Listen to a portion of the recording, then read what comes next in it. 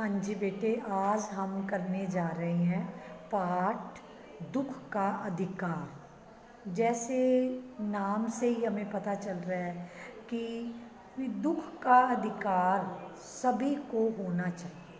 तो दुख का अधिकार कहानी के लेखक कौन है? यशपाल। इस कहानी में लेखक ने बताया है कि हमारे देश में कुछ ऐसे अभागे लोग भी हैं जिन्हें दुख मनाने का अधिकार नहीं है। समाज में हमारी पोशाक देखकर हम स्तर निर्धारित किया जाता है। ऊंची और अच्छी पोशाक वाले जो हैं वो निम्न व मामूली पोशाक वालों के साथ संबंध नहीं बना सकते। जैसे कटी हुई पतंग एकदम जमीन पर नहीं गिरती, वैसे ही अच्छी पोशाक वाले मामूली तथा गंदी पोशाक पहनने वालों की तरफ नहीं झुकते हैं। बाजार में फुटपाथ पर कुछ खरबूजे टोकरी में और कुछ जमीन पर रखकर एक अधेड़ उम्र की औरत कपड़े में मुंह छिपाए सिर घुटनों पर रखकर रो रही थी।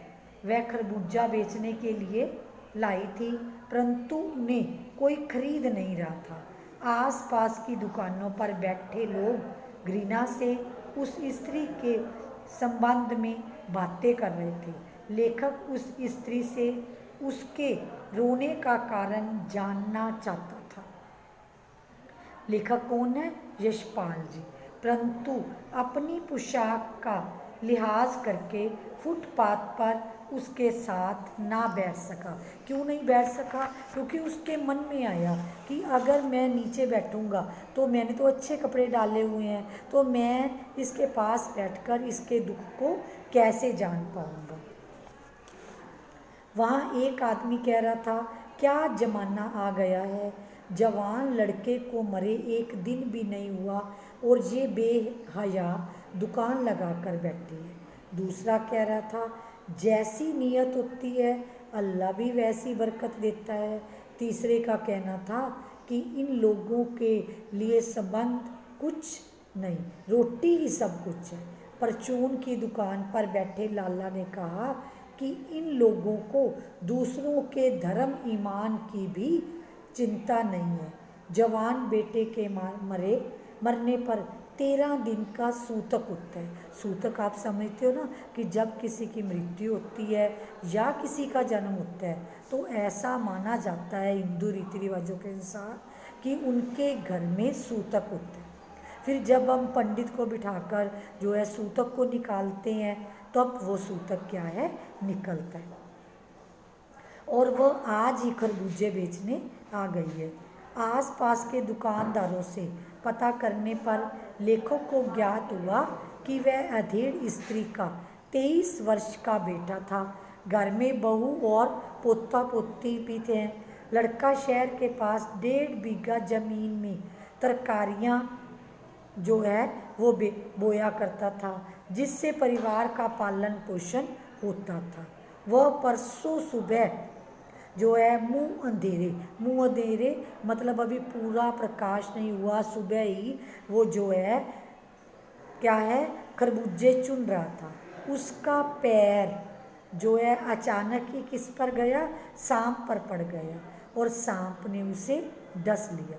मतलब जो बूढ़ी औरत है ना, जो खरबूजे बेचने के लिए बैठी है, उसके बेटे को सांप ने डस लिया। और सांप के डसने से क्या हुआ, ओझा से इलाज करवाने तथा नाग देवता की पूजा करने के बाद भी ये अधेड़ स्त्री के पुत्र भगवाना का, बेटे का नाम क्या है, भगवाना, तो वो क्या है, शरीर काला पड़ गया और वह मर गया।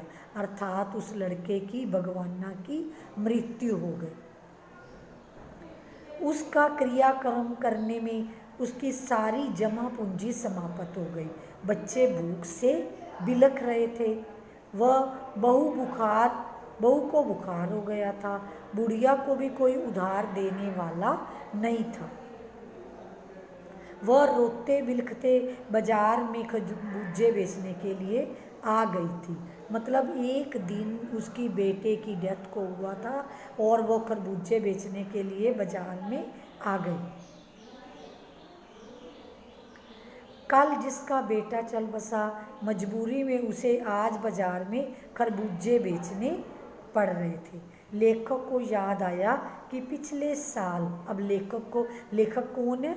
यशपाल जी। उसको क्या याद आया कि उसके पड़ोस में एक स्त्री अपने पुत्र की मृत्यु के शोक में 2.5 मास मतलब 2.5 जो है मास तक पलंग से ही उठ ना सके, क्योंकि वो अमीर थी और ये गरीब है। इसके बच्चों के पास खाने के लिए, पोते के पास खाने के लिए कुछ नहीं है, तो इसको मजबूरी में क्या है, खरबूजे बेचने के लिए जाना पड़ा।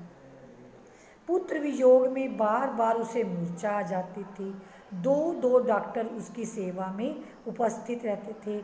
सारा शहर उसके पुत्र शोक से दुखी था। आज बुढ़िया के पास शोक मनाने की सुविधा भी नहीं है। उसे यह अधिकार भी नहीं कि वह दुखी हो सके। वह सब सोचते हुए लेखक चला जा रहा है और राह चलते हुए ठोकरें खाता हुआ क्या सोच रहा है कि दुख मनाने का जो अधिकार है वो सभी को होना चाहिए। आपके विचार से भी होना चाहिए ना। आपने भी अपने घर के आसपास देखा होगा, अगर कोई गरीब व्यक्ति, उनके घर में कोई मृत्यु हो जाती है तो उनको जल्दी ही अपने काम काज पे मजबूरी होती है, जाना ही पड़ता है। तो लेखक क्या चाहता है? हम भी चाहते हैं ना कि दुख मनाने का अधिकार तो सभी को होना चाहिए।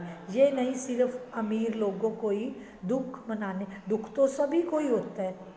ये तो नहीं कि अमीर लोगों को किसी परिवार के मेंबर के जाने का ज़्यादा दुख होता है और गरीब को कम होता है। गरीब को भी वैसा ही दुख होता है, लेकिन उनकी मजबूरी होती है कि उन्हें काम पर जाना पड़ता है।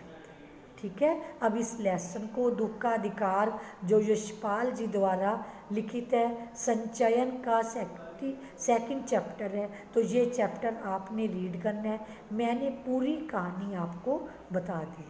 धन्यवाद। घर में रहें, सुरक्षित रहें और बेटे मास्क का प्रयोग करें, बाज़ार का खाना मत खाएं और घर में ही रहकर अपनों को भी सेफ रखें, आप भी सुरक्षित रहें। धन्यवाद।